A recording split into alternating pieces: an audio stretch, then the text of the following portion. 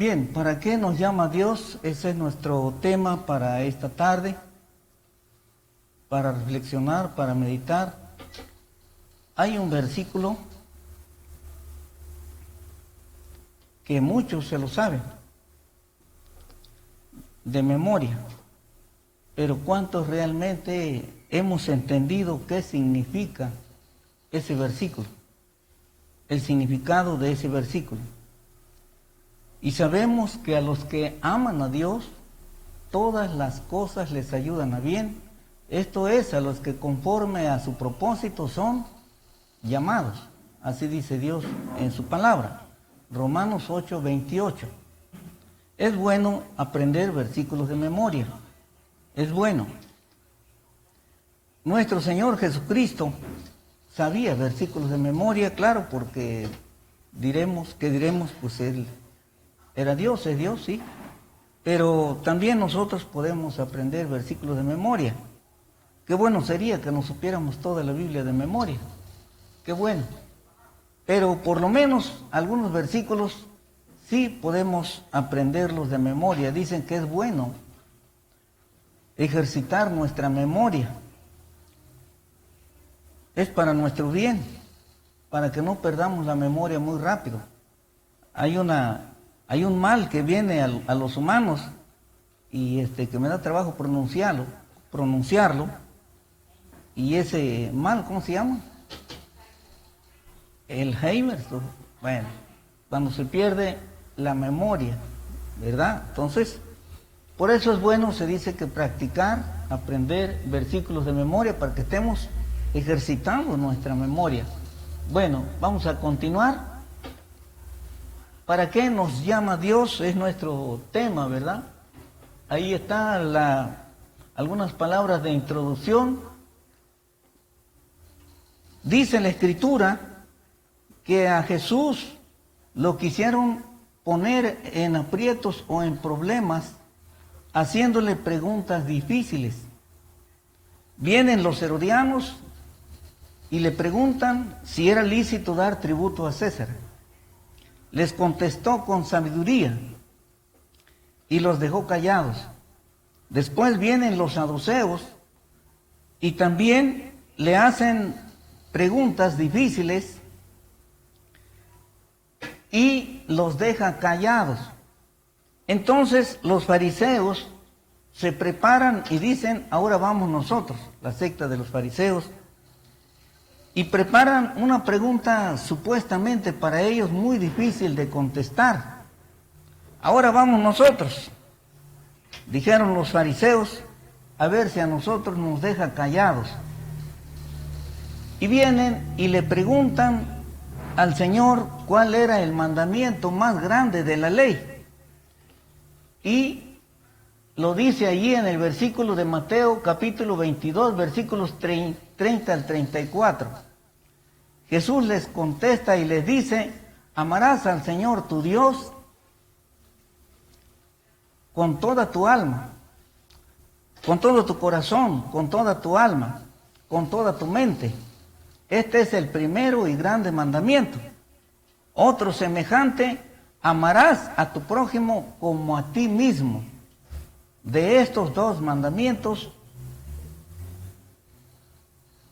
dice, dependen, ¿verdad?, la ley de esos dos mandamientos.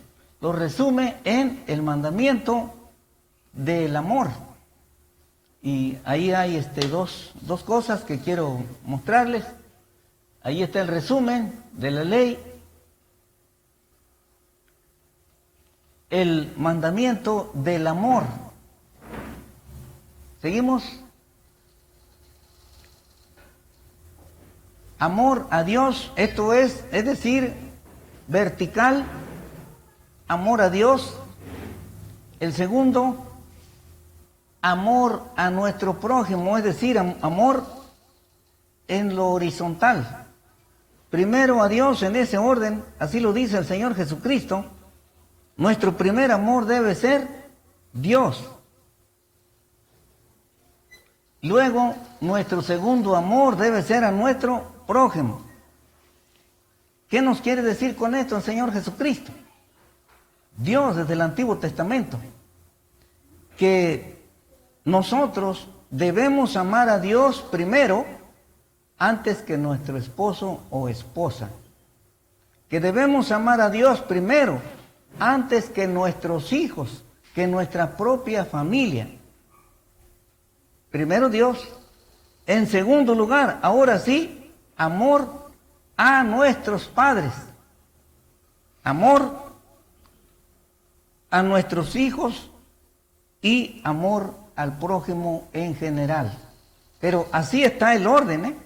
Nunca es al revés, nunca primero amor al prójimo, no, primero es amor a Dios. Ok, continuamos.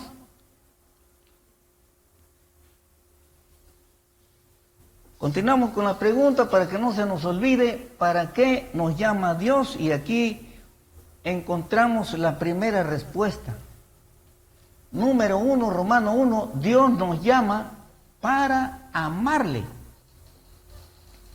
¿Qué dice el versículo de Romanos 8:28? Dice, y sabemos que los que aman a Dios, como hemos venido viendo, debe ser nuestro primer amor a Dios y después a nuestro prójimo. ¿Continuamos? Romano 1:2. Analicemos lo teórico. Bueno, ya vimos, podemos nosotros leer ahí el Evangelio de Mateo. Dice el Señor Jesucristo, amarás al Señor tu Dios con todo tu corazón, con toda tu alma y con toda tu mente. En otro evangelio dice, y con todas tus fuerzas. Pero pensemos nada más en esto.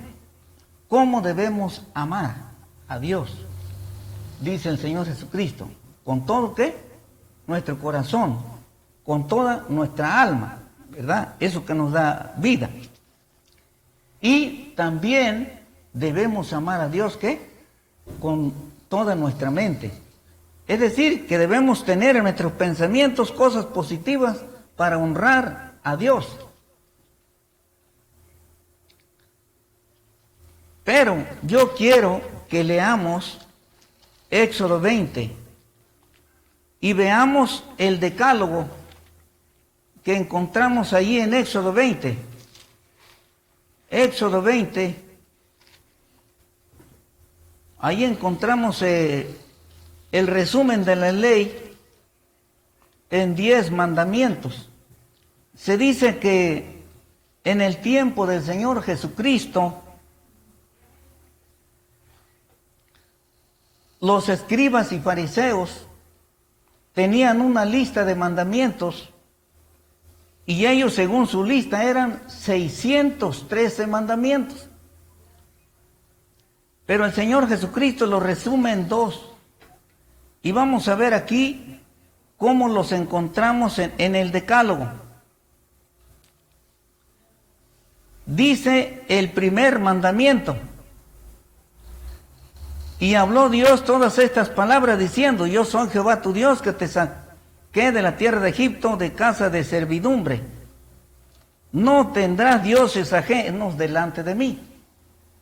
Si nosotros amamos a Dios, no debemos tener delante de nosotros otro Dios que no es Dios.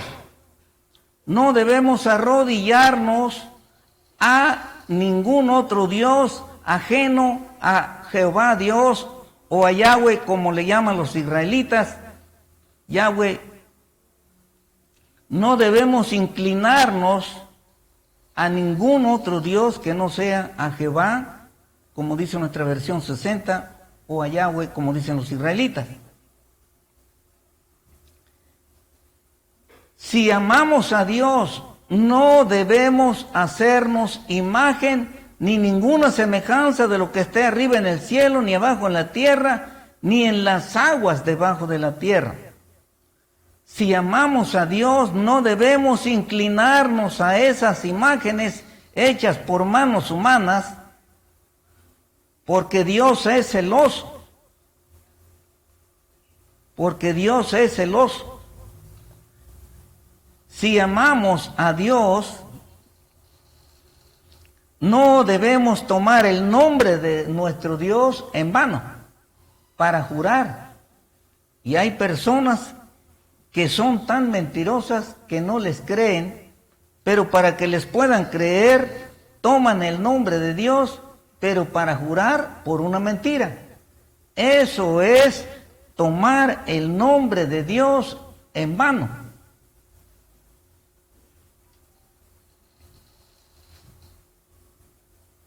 Se dice que en los Estados Unidos de Norteamérica los presidentes juramentan por medio de la Biblia que van a gobernar, que se van a someter, que se van a sujetar por lo que dice la Biblia.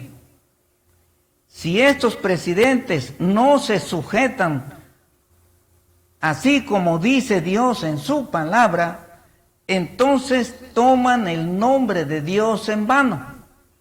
Toman la Biblia, toman la palabra de Dios en vano. Y dice Dios, no tomarás el nombre de Jehová tu Dios en vano. Dice Dios en su palabra, acuérdate del día de reposo para santificarlo. 6 días trabajarás y harás toda tu obra. Si amamos a Dios, debemos guardar un día ¿de qué? De reposo. Y en ese día de reposo debemos dedicarlo, si no es para adorar a Dios, pues es para que le honremos y le glorifiquemos en alguna otra cosa que exalte su nombre. Hoy día, pues las empresas no dan un día el domingo, como los creyentes nos reunimos el domingo. Sin embargo, hay otros que siguen la Torá y dicen que hay que guardar el sábado.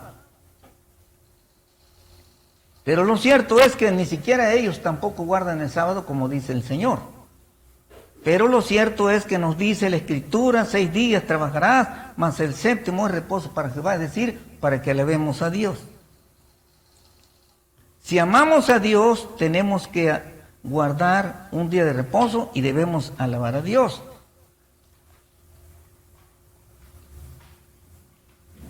Ahora, pasamos al segundo mandamiento, porque está resumido en 2. ¿Cuál es el segundo mandamiento que ya vimos? Número 2. Analicemos lo práctico. El Señor Jesucristo le pregunta a Pedro junto al mar de Tiberias, ¿verdad? Bueno, pero ahorita vamos a ver. Dice, amarás a tu prójimo como a ti mismo. Si amamos a nuestro prójimo, ¿qué nos dice Dios? Honra a tu padre y a tu madre, porque son los primeros cercanos, los que están cerca de nosotros. Honra a tu padre y a tu madre, para que tus días se alarguen en la tierra que Jehová tu Dios te da. Si amamos a Dios, tenemos que amar a nuestro prójimo honrando a nuestros padres. Si amamos a nuestro prójimo, no vamos a asesinarlos, porque dice Dios, no matarás. De manera que el que mata, el asesino, está en problemas con Dios. Porque al matar, le está diciendo a Dios con sus hechos que no le interesa lo que Él diga. Dice el siguiente, no cometerás adulterio. Si amas a tu prójimo, dice Dios, tienes que ser fiel a tu esposa, fiel a tu esposo. No debes cometer adulterio, porque tienes que amar a tu prójimo, así dice Dios. El segundo, no hurtarás. Si amas a Dios, no debes hurtar, no debemos hurtar, porque así dice Dios en su palabra. Si amamos a Dios, Dios nos dice que no debemos hablar falso testimonio en contra de nuestro prójimo, porque no nos gustaría que hablaran mal de nosotros, falso testimonio. Así también nosotros no debemos hablar falso testimonio si amamos a Dios. Si amamos a nuestro prójimo, no debemos codiciar la casa de nuestro prójimo. Y aquí hay una lista. ni la mujer de tu prójimo, ni su siervo, ni su criada, ni su buey, ni su asno, ni cosa alguna de tu prójimo. Si amamos a Dios, no debemos hacer eso. Esto es lo que dice Dios en su palabra. Bien, ahora esto es la teoría. Aquí está la teoría. Pero nosotros encontramos que nuestro Señor Jesucristo toma a Pedro junto al mar de Tiberias y allí le hace Pedro algunas preguntitas.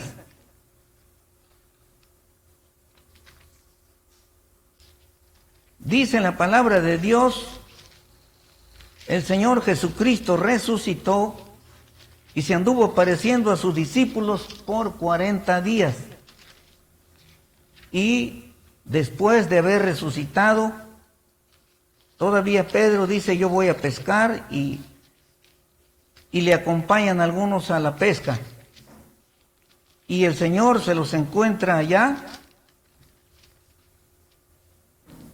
en el lago de Tiberias. Dice la palabra de Dios, 21:15. El Señor Jesucristo toma aparte a Pedro y le hace algunas preguntitas. ¿Cuáles son las preguntas? Jesús dijo a Simón Pedro, Simón, hijo de Jonás, ¿me amas más que estos?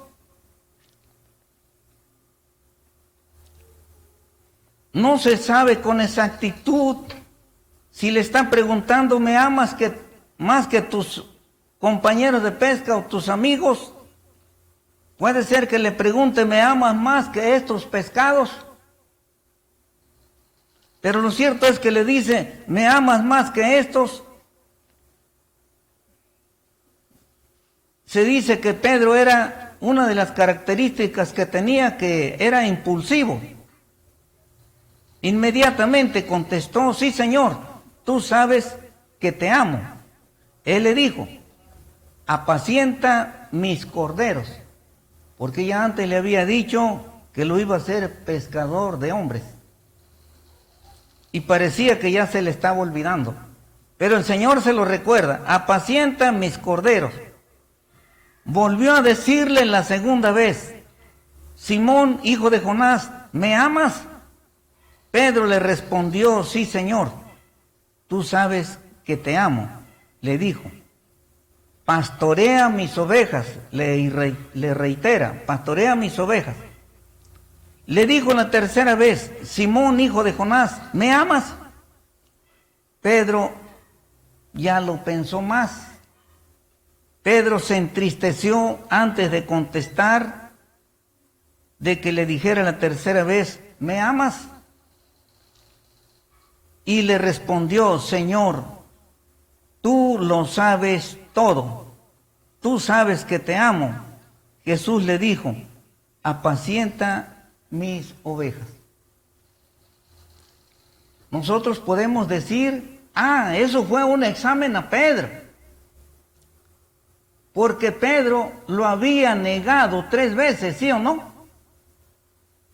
El Señor le dijo, Pedro le dice al Señor, Señor, yo no te voy a negar, yo voy a ir contigo, si es posible doy la vida por ti, pero yo no te voy a negar. El Señor le dice, Pedro, el gallo no cantará 2 veces cuando tú me habrás negado 3 veces. Y le negó 3 veces. Tal vez por eso el Señor Jesús le pregunta 3 veces, tal vez, para que hiciera un poco de conciencia y recordara lo que acababa de hacer. Y dice que la última vez que lo niega con blasfemias, con maldiciones y blasfemias. No lo conozco. Pero en lo personal creo que no solamente le pregunta a Pedro,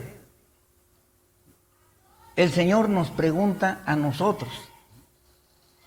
El Señor nos dice, fulana, fulano, póngale allí su nombre, ¿me amas más que estos? ¿Me amas más que tus placeres? ¿Me amas más que estas cosas? Esto y esto y esto y esto, ¿me amas más que eso? ¿Qué le diríamos al Señor? Le contestaríamos como Pedro: sí, Señor, tú sabes que te amo. Recordemos que Pedro reconoce algo muy importante: Señor, tú lo sabes todo. Nosotros debemos saber contestar esa respuesta porque el Señor lo sabe todo. Él sabe si le amamos o no le amamos. Él sabe si le medio amamos o no le amamos nada. El Señor quiere que le amemos, porque amarás al Señor tu Dios con todo tu corazón, con toda tu alma, con toda tu mente, y en otro versículo, en otra parte dice, con todas tus fuerzas, y a tu prójimo como a ti mismo. Está en la teoría, pero realmente nosotros estamos cumpliendo con lo práctico, y es ahí donde nosotros tenemos que reconocer nuestra realidad, y si sabemos en lo interior que realmente no amamos al Señor como debemos amarlo, debemos pedirle perdón y debemos decirle: Señor, quiero entender tu palabra. Quiero amarte como tú me amas, porque Dios nos ama, eso no hay ninguna duda, no debe existir ninguna duda de que Dios nos ama tanto. Porque Juan 3:16, que mucha gente se lo sabe de memoria, porque de tal manera amó Dios al mundo, que ha dado a su Hijo unigénito, para que todo aquel que no crea no se pierda, mas tenga vida eterna. Dios nos ama. Pero el problema es de nosotros hacia Él, ¿qué tanto lo amamos? Pasemos a la siguiente. Entonces, como estamos pudiendo ver, ¿verdad? Dice Romanos 8:28, y sabemos que a los que aman, ¿qué? A Dios. Dios nos llama para amarle. Dios quiere que lo amemos como Él nos ama. Bueno, es una ilustración de cómo fue en aquel entonces, ¿verdad? Toma aparte Pedro y le hace esa pregunta. ¿Por qué? Porque él quería que Pedro estuviera seguro de su amor a Dios, porque ya lo había negado. Dios quiere que haya seguridad en nosotros también. Porque si lo amamos, nosotros vamos a renunciar a las tentaciones y vamos a ser firmes a las pruebas que nos mande, y nos vamos a mantener firmes en el Señor, confiando en Él siempre, pase lo que pase. ¿Continuamos? Número 2. Dios nos llama para triunfar. Vamos otra vez al versículo. Y sabemos que a los que aman a Dios, dice la segunda parte del versículo, todas las cosas que les ayudan a bien. A eso le podemos llamar triunfo. A eso le podemos llamar victoria. Dios nos llama para ser victoriosos. Dios nos llama para ser triunfantes. Dios no nos llama para ser derrotados. Romanos 2:1. Aquí faltó el numerito, ¿verdad? Faltó el numerito, se borró ahí, pero quiere decir, ¿verdad?, que Dios nos llama para triunfar. Número 1, Romanos 1:1, sobre eventos negativos. ¿Cómo podemos decir? ¿Sobre eventos negativos? Sí, porque eso es lo que dice el texto. Y sabemos que a los que aman a Dios, dice, todas las cosas les ayudan a bien, es decir, aún las cosas negativas. Quizá alguien pudiera decir, ¿acaso esta pandemia es para bien? Podemos decir que sí, es para bien. a pesar de todo, aunque no lo entendamos muy bien.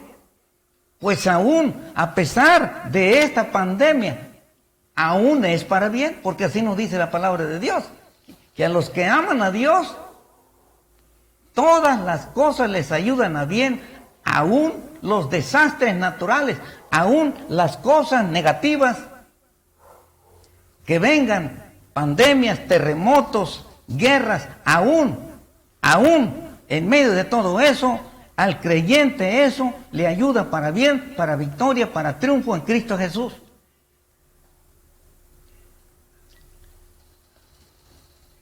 Y quiero resaltar un ejemplo de ello.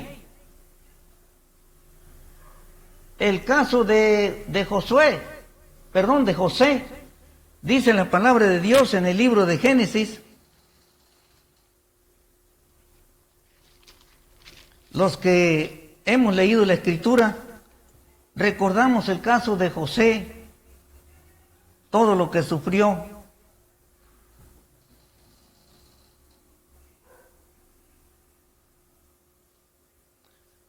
José fue odiado por sus hermanos, lo echaron en un pozo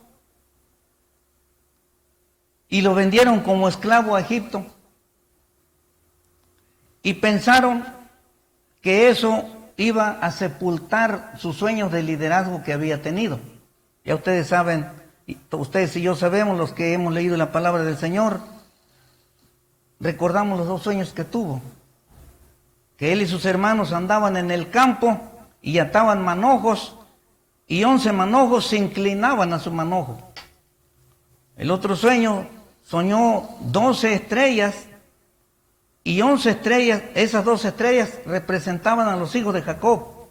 11 estrellas se inclinaban a él, pero también dice que el sol y la luna se inclinaban a su estrella.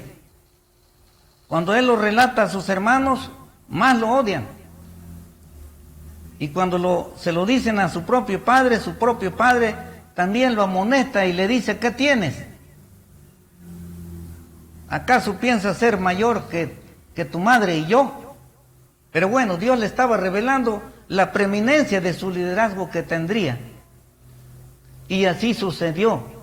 Y quiero leer aquí cuando José se da a conocer a sus hermanos, cuando sus hermanos llegan a Egipto en busca de alimentos porque había hambre en la tierra. José se da a conocer después de hacerles algunas cosillas por ahí que por el tiempo no voy a relatárselos.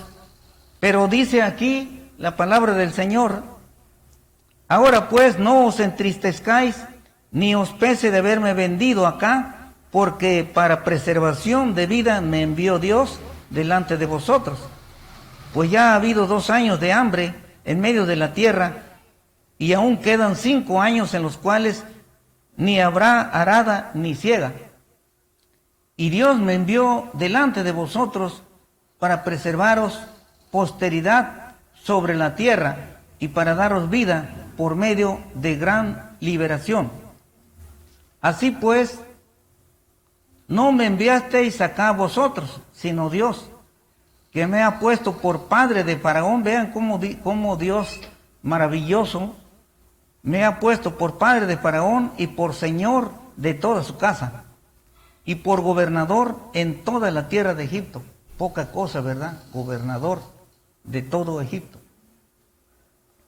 Pero antes de eso lo echaron al pozo, lo vendieron como esclavo, y todavía la mujer de Potifar lo acosa y lo acusa porque no se quiere acostar con ella, y terminan mandándolo al calabozo, a la cárcel. Pero ya Dios lo bendijo, y aún en medio de todo eso le dio el talento de interpretar los sueños, y de ahí sale de la cárcel para ser el gobernador de Egipto. Gloria a Dios. Pero él se sostuvo en su temor a Dios. Su fe le sostuvo, su fe le alcanzó.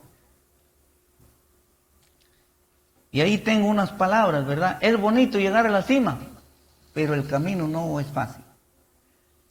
Qué bonito que José llegó a la cima, gobernador de Egipto. Pero no fue fácil. Hoy día los que han llegado a la presidencia de la República, pues hay muchos candidatos, pero no todos llegan. Pero el que llega, ¿verdad? Bueno, ya no hablamos más de los presidentes, pero para llegar allá es bien difícil. No es fácil llegar allá. Y en el caso de José no fue fácil, lo podemos ver a la luz de la historia. ¿Seguimos? Romanos 2:1. Sobre la muerte.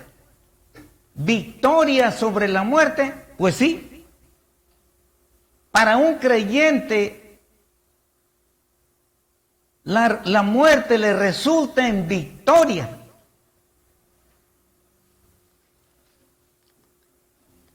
Quizá algunas personas digan que no entienden esto. ¿Cómo que la muerte es victoria? Pues sí, la Escritura nos dice que un creyente al morir, si muere en Cristo, es una victoria, es un triunfo, no es una derrota. Y vamos a ver lo que dice la palabra de Dios aquí. Primera los Corintios 15, versículo 53. Porque es necesario que esto corruptible se vista de incorrupción y esto mortal se vista de inmortalidad. Y cuando esto corruptible se haya vestido de incorrupción y esto mortal se haya vestido de inmortalidad, entonces se cumplirá la palabra que está escrita: sorbida es la muerte en victoria. Y se llegará el día cuando el creyente podrá decir juntamente con el Señor Jesucristo: ¿dónde está, oh muerte, tu aguijón? ¿Dónde, oh sepulcro, tu victoria? Porque el creyente, al venir Jesucristo por segunda vez y lo encuentra muerto, el creyente saldrá de la tumba como si solamente este creyente hubiera estado dormido ahí descansando por cierto lapso de tiempo.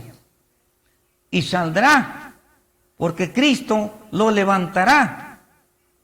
Y no va a salir con el cuerpo que fue sepultado, va a salir con un cuerpo glorificado, con un cuerpo que ya no se marchitará, con un cuerpo incorruptible, con un cuerpo que ya no se va a añejar por el tiempo. Y va a ser joven para siempre. De manera que los creyentes que ya murieron tienen esta esperanza, van a dejar la tumba un día allí y van a resucitar con un cuerpo nuevo. Cristo los levantará con un cuerpo nuevo. Si no fuera así, entonces sería vano lo que dice la palabra del Señor. Apocalipsis capítulo 14, si no me equivoco. Apocalipsis capítulo 14, versículo 13, ese nos viene apuntado, pero nos dice aquí la palabra del Señor. Oí una voz que desde el cielo me decía: escribe, bienaventurados de aquí en adelante los muertos que mueren en el Señor. Sí, dice el Espíritu, descansarán de sus trabajos porque sus obras con ellos siguen.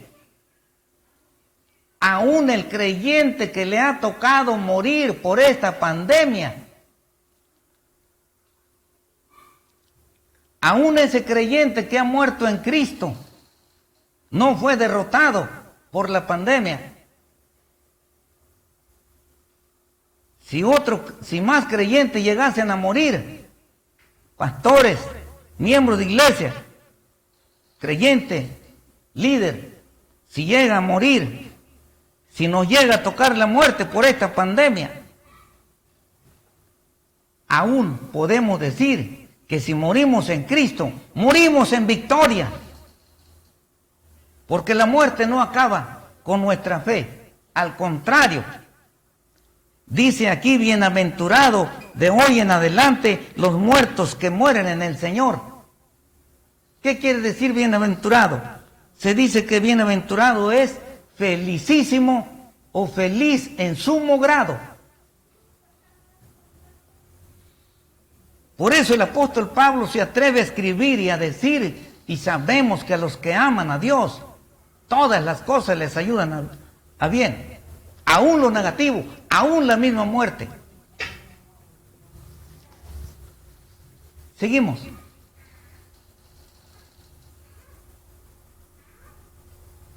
Pero tenemos que reconocer quién logró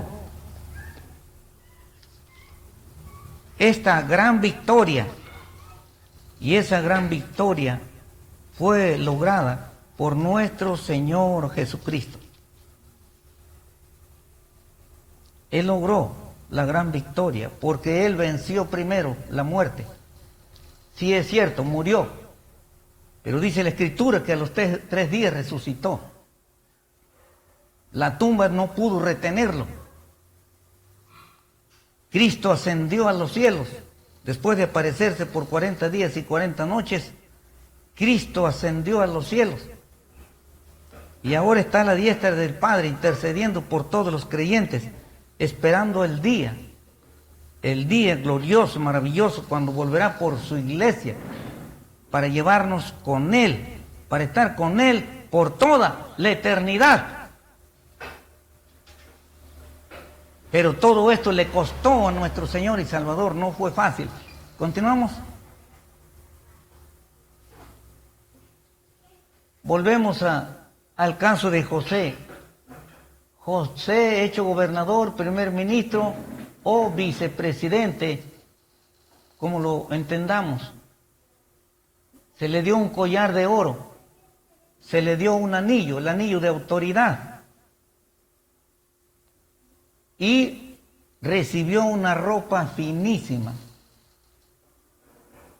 Se le quitaron las ropas de presidiario, porque era reo.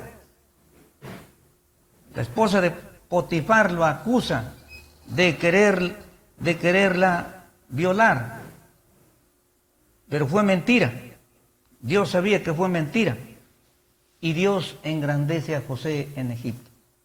Le costó mucho, pero Dios quiso engrandecerlo. Dice la Escritura que Dios al que quiere engrandecer, engrandece, pero también al que quiere humillar, humilla. Todo depende de la soberanía de Dios. Estamos en las manos del Señor, confiemos en el Señor y Él sabrá lo bueno para nuestra vida, lo mejor para nuestra vida. José confió en Dios, se agarró de Dios, no se soltó de Dios, esperó en Él y Dios lo bendijo en gran manera.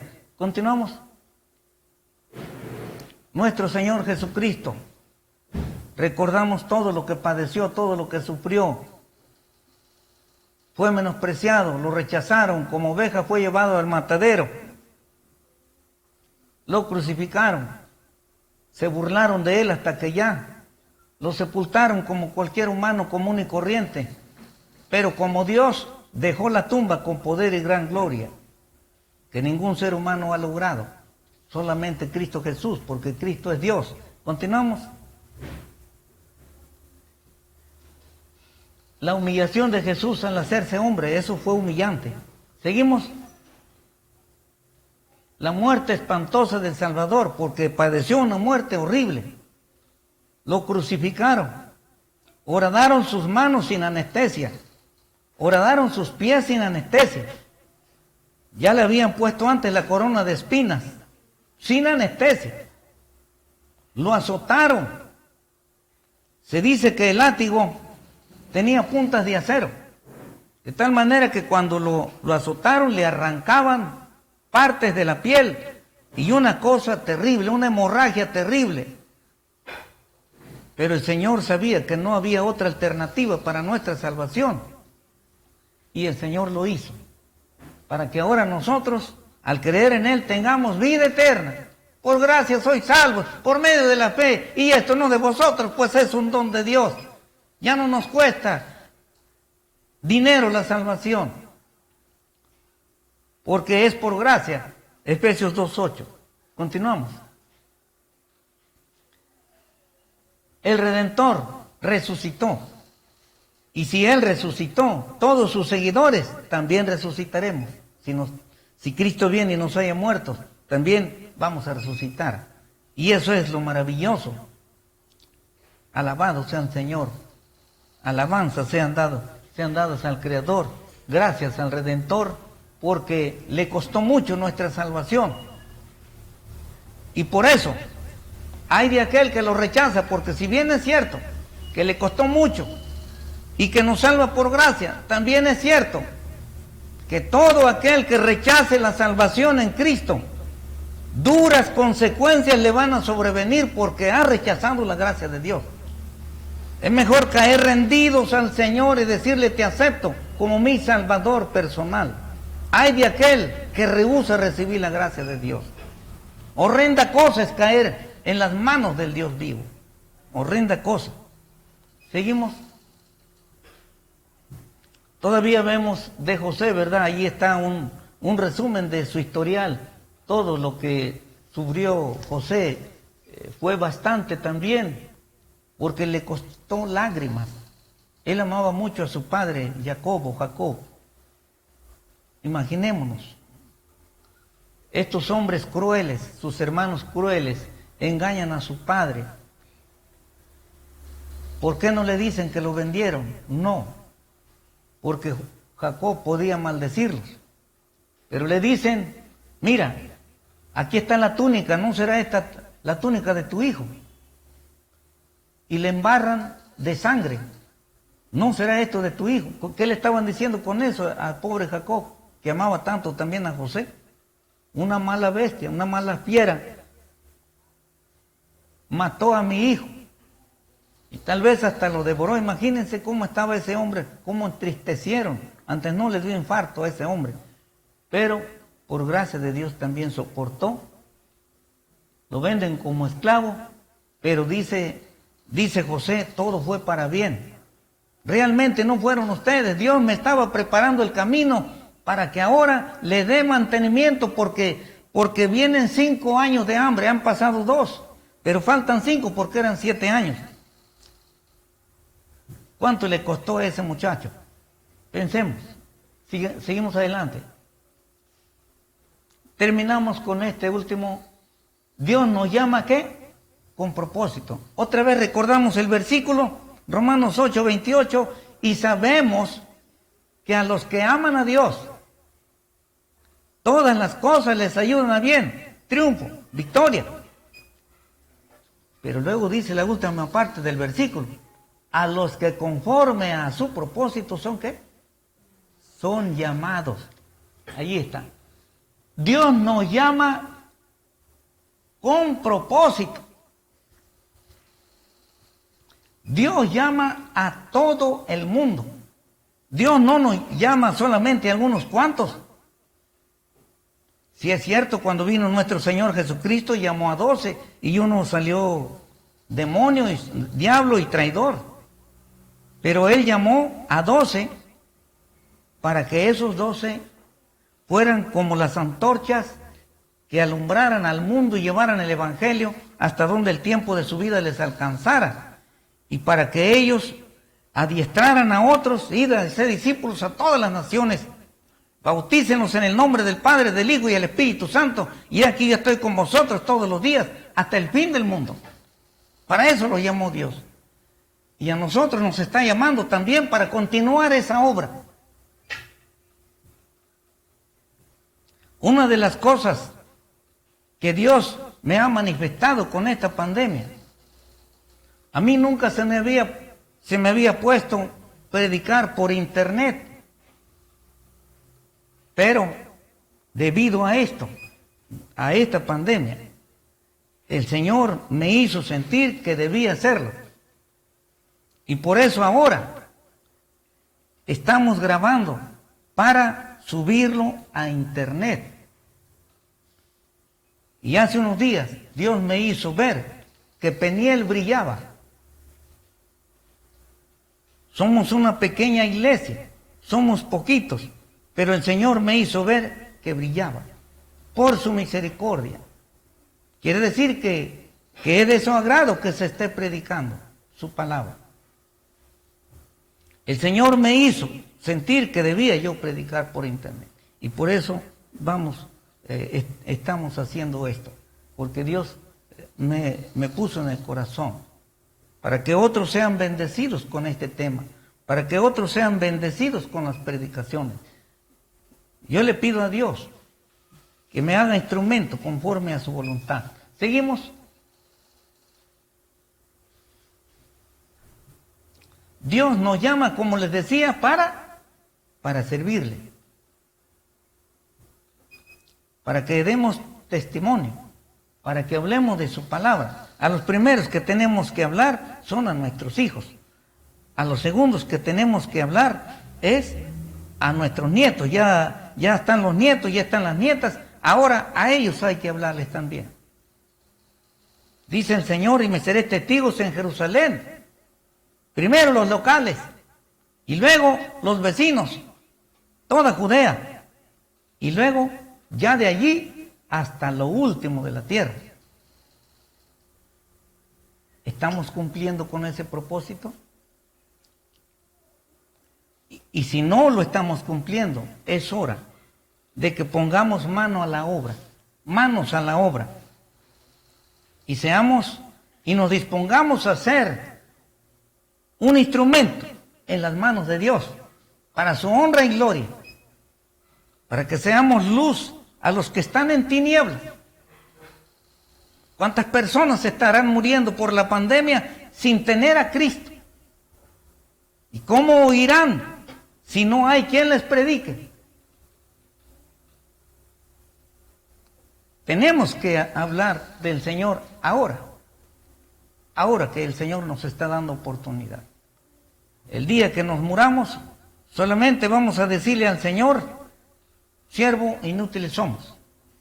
O Él nos va a decir a nosotros: siervos, inútiles son. Porque apenas hicisteis lo que yo les he dicho, no hicieron de más. Que el Señor nos ayude, y para que se cumpla su propósito en nosotros, el propósito de Dios. Continuamos. Por medio de José, otra vez, su familia no pereció de hambre. Nosotros podemos ser un instrumento para que por medio de nosotros, nuestra familia no solamente no padezca de hambre física, sino que también sea saciada espiritualmente, para que tengan el goce espiritual, porque dice nuestro Señor: no solo de pan vivirá el hombre, sino de toda palabra que sale de la boca de Dios. Debe haber gozo por tener que comer, pero también debe haber gozo porque Cristo está en mi corazón, porque Cristo está en nuestro corazón, y que Cristo esté en el corazón de nuestros hijos, de nuestros nietos. Y si Cristo está en el corazón de nuestros vecinos, viviremos en paz, todos en armonía, y nos entenderemos y nos amaremos como Dios dice. Continuamos.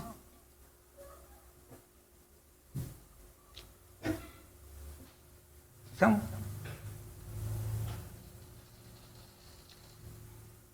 El apóstol Pablo era un perseguidor de la iglesia. Dice que arrastraba a hombres y a mujeres y los metía presos en la cárcel.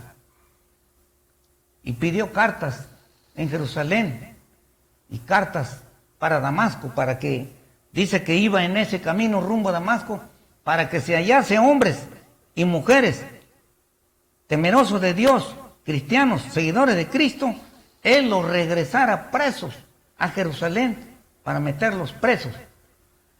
E iba lleno de odio, lleno de rencor en contra del cristianismo, pero no contaba que en el camino Cristo se le aparece y le dice: Saulo, Saulo, ¿por qué me persigues? Y Saulo, temblando y temeroso, dijo: ¿quién eres, Señor? El Señor le dice: dura cosa te es dar cosas contra el aguijón. Yo soy Jesús a quien tú persigues. Entra en la ciudad de Damasco y ahí se te dirá lo que debes hacer. El apóstol Pablo entiende que Dios lo llamaba para el ministerio. Y de ahí en adelante, cuando es transformado, recobra la vista porque quedó ciego por ver la luz del Señor. Recobra la vista y después de recobrar la vista, entiende que Dios lo llama para predicar su palabra y comienza inmediatamente a predicar. Y fue un gran siervo de Dios y escribió varias cartas que tenemos ahí en el Nuevo Testamento. ¿Pasamos?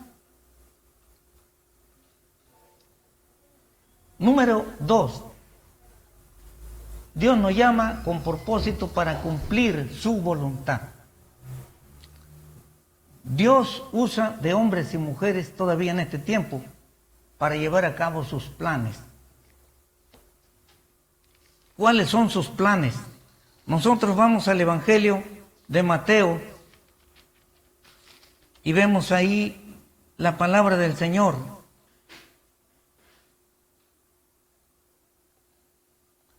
(24:14) leo la palabra del Señor. Y será predicado este Evangelio del reino en todo el mundo, para testimonio a todas las naciones, y entonces, ojo, vendrá el fin. Dios está usando a hombres y mujeres en este tiempo para que anuncien su palabra. Dios está usando al adulto, sea hombre o mujer. Dios está usando al joven, sea hombre o mujer. Lo está usando, y hoy día hay jóvenes involucrados predicando la palabra del Señor, que Dios ha llamado, que Dios les ha hecho ver los planes para su vida, y hoy día se está predicando la palabra del Señor. Se está predicando en las calles, se está repartiendo folletos, se está predicando por el internet, por las redes sociales, por el Facebook, por el YouTube. Hay jóvenes que esta pandemia los ha orillado a grabar para que el Evangelio sea dado a conocer al mundo, a las naciones, porque se tiene que cumplir lo que dice el Señor en su palabra, y será predicado este Evangelio del reino en todo el mundo para testimonio a todas las naciones, y entonces viene el fin. Finalmente este mundo va a colapsar. Nada más leamos el Apocalipsis. Apocalipsis a partir del capítulo 6 en adelante. Veamos todos los desastres que están por venir. Cosas terribles vienen a la humanidad, pero el que tiene a Cristo no le da temor, porque sabe, Romanos 8:28, y sabemos que a los que aman a Dios, todas las cosas les ayudan a bien. Esto es, a los que conforme a su propósito son, ¿qué? Son llamados. Terminamos. El apóstol Pablo colaboró en la obra. Fue un gran siervo de Dios. Fue instrumento en las manos de Dios. Decidámonos también nosotros ahora a ser instrumentos en las manos de Dios. Pero ¿cómo vamos a ser instrumentos si no hemos recibido a Cristo como nuestro Salvador? Y todavía estamos postergando algunos, ¿verdad? Ahí luego, ahí enseguidita, más allá tantito, y mientras dándole a sus propias cosas, deleitando a su propio yo, puro yo, puro yo, puro yo, puro yo, y para el Señor, ahí luego, no tengo tiempo, ahí más allá tantito, Pero cuando menos pensamos, se viene la muerte. Y ya no se pudo hacer nada. Ya no pudimos hacer nada. Ahora que tenemos vida, ahora que tengamos salud, hagamos lo que podamos. Que el Señor nos ayude a mejorar. Pasamos. Ahí está el apóstol Pablo, pues hay una imagen, ¿verdad? Cuando él fue bautizado por Ananías, un siervo de Dios. Dios le revela a Pablo, orando 3 días, sin comer y sin ver, porque no veía. Orando 3 días, Dios le revela, el Señor le revela, que entra un hombre a él, llamado Ananías, y le pone las manos sobre su cabeza y recupera la vista, se bautiza, y de allí entiende que Dios lo llama para el ministerio. El apóstol Pablo comienza a servirle al Señor con todo su corazón. ¿Seguimos? Número 1. Sabemos que los que aman a Dios, todo les ayuda bien. Lo negativo, lo positivo, claro, con mayor razón. Aquí hablamos nada más de lo que hasta lo negativo, pero pues no mencionamos lo positivo porque se entiende. Pero un creyente le ayuda bien lo positivo y lo negativo para estar firme en las cosas de Dios. ¿Seguimos? Hemos entendido a la luz de esto que fuimos llamados con un propósito, para servir a Dios, para glorificar su nombre, aún en las tormentas, aún en las dificultades, aún en medio de todas las cosas que estemos viviendo. Quizá alguien diga, aún en medio de esta pandemia, sí, aún con esta pandemia. Porque así nos lo dice el texto. Y sabemos que a los que aman a Dios, todas las cosas les ayudan a bien, esto es, a los que conforme a su propósito son llamados. Romanos 8, 28. Padre, gracias por tu palabra. Ayúdanos a entender esto, Señor. Y gracias porque tú nos llamas, Señor, para ser triunfantes, para ser victoriosos. Porque tú nos llamas para ser útiles, para servirte, Señor. Gracias, Padre. Pero dentro de todo eso, Señor, nos llamas para amarte con toda nuestra alma, con todo nuestro corazón. Señor, guíanos para que ese amor que has puesto en nosotros crezca, Señor. Y podamos amarte como tú quieres. Perdónanos, Señor, todas nuestras faltas. Perdónanos todos nuestros errores. Y ayúdanos, Señor, a mejorar, a ser mejores. Y que en medio de esta pandemia y de cualquier cosa que viniere, Señor, que podamos verle sentido a la vida. Que no te perdamos de vista. Que tú tienes un plan establecido para cada uno. Y que aún en medio de la adversidad, Señor, podemos glorificar tu nombre. Alabado seas, Señor. Alabado seas. En el nombre glorioso de Jesucristo. Amén.